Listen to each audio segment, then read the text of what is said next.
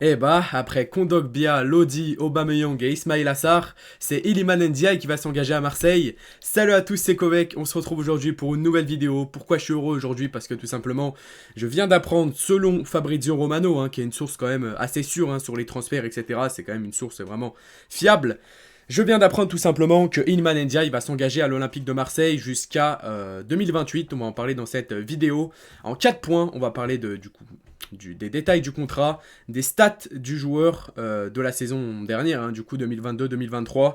Et je vais vous parler aussi de mon ressenti sur ce joueur. Donc enfin, voilà, on vient d'apprendre, selon Fabrizio Romano, je répète, qu'un contrat jusqu'en 2028, plus la visite médicale et signature sont imminentes. Donc voilà, ça devrait plus tarder maintenant pour Iliman Ndiaye.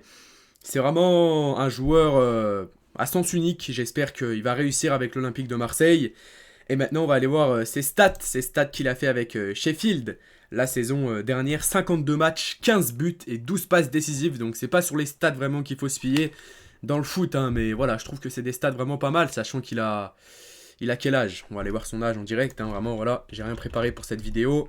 Il a quel âge? Il est quand même assez jeune, NDI. Âge de NDI. Enfin, j'ai rien préparé parce que je rentre de vacances et c'est une info qui vient de tomber. C'est une info qui vient de tomber. Âge Iliman NDI. Il a 23 ans. 23 ans, voilà. Donc, je trouve que c'est vraiment un joueur incroyable qui a fait une superbe saison avec Sheffield. Ça serait une pépite pour l'Olympique de Marseille. Après, certains vont dire oui, l'OM a beaucoup d'attaquants, etc. Moi, je pense, les amis, voilà, je vous dis mon ressenti honnêtement. Ça va être un attaquant qui va, je pense, faire partir soit Under ou soit valider le départ d'Alexis Sanchez qui est en fin de contrat avec l'Olympique de Marseille, qui n'est plus sous contrat avec Marseille, mais qui, j'ai envie de dire, va stopper à jamais et nous faire oublier la prolongation de Sanchez, parce qu'on aura quand même Vitinha, Iliman Ndiaye, Aubameyang. Voilà, on aura quand même beaucoup d'attaquants devant. Ismail Assar, il y aura trop d'attaquants. Amin Harit.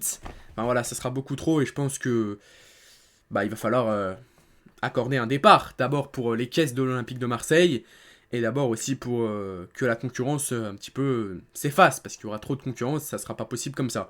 Bref, on va parler un petit peu du joueur, etc. Je pense que c'est une très bonne recrue pour l'Olympique de Marseille, je vous le redis les amis.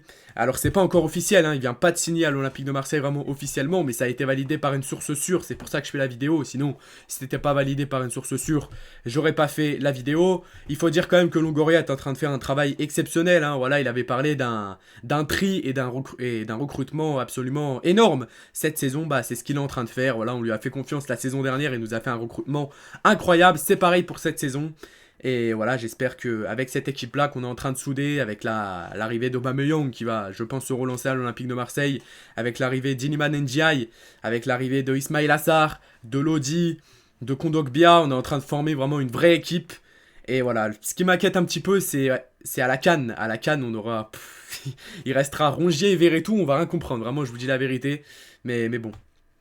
Mais voilà, après, ouais, c'est vrai que je pense qu'on va trouver une solution. Quand il y aura la CAN, il restera Vitinha, il restera Under, il restera des joueurs. Enfin voilà, mais bon. On verra ça, en tout cas, quand la CAN arrivera en janvier. La CAN que je commenterai, évidemment, en janvier sur ma chaîne YouTube. Parce que pour ceux qui ne savent pas, qui me suivent que pour les shorts, je commente aussi des matchs sur ma chaîne YouTube, voilà, de toutes les compétitions. Et ça fait plaisir, les amis, devraient s'engager jusqu'à 2028. Et franchement, bon, n'hésitez pas à me dire ce que vous pensez de ce joueur dans les commentaires. On n'a pas encore le prix du transfert. On n'a pas encore le prix du transfert. Je crois qu'il est en fin de contrat avec Sheffield. Je vais aller voir ça tout de suite. Vraiment, j'ai pas pris beaucoup d'informations.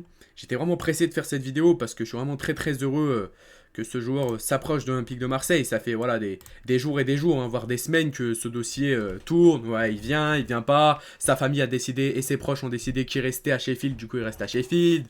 Un coup, ouais, il va signer à l'OM. Voilà, c'était compliqué. Et c'est une bonne recrue pour la Ligue 1 et pour l'Olympique de Marseille. Et j'espère qu'il va réussir à Marseille. Et puis voilà, on n'a pas encore les détails exacts de cette transaction. Évidemment, je vous en dis plus, je vous tiens au courant, mais ça se rapproche pour l'Olympique de Marseille.